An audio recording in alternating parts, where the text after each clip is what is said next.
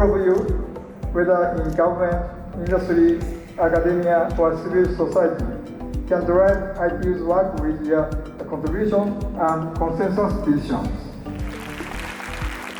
AI has great potential to solve global challenges, anything from affordable healthcare to education for all, to clean energy, to natural disaster management and food security, so all the big global challenges affecting the world. We have an action-packed couple of days coming here, focused on two areas of action: capacity building and AI standards.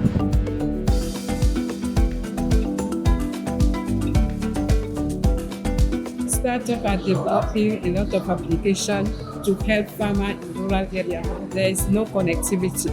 So without connectivity, it's difficult to apply those applications in the rural area to help them improve their productivity.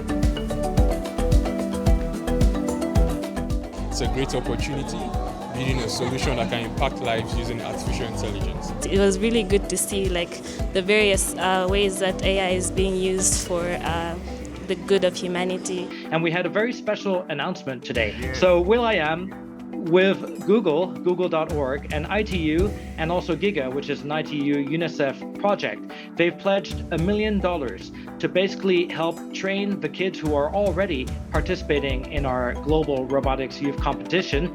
The thing you are taking for today is about food security. In South Africa, our farming is really low because of the heat and all the other problems, and also the farmers are lacking technology to help them with farming. So we're going to be the people that provide that technology.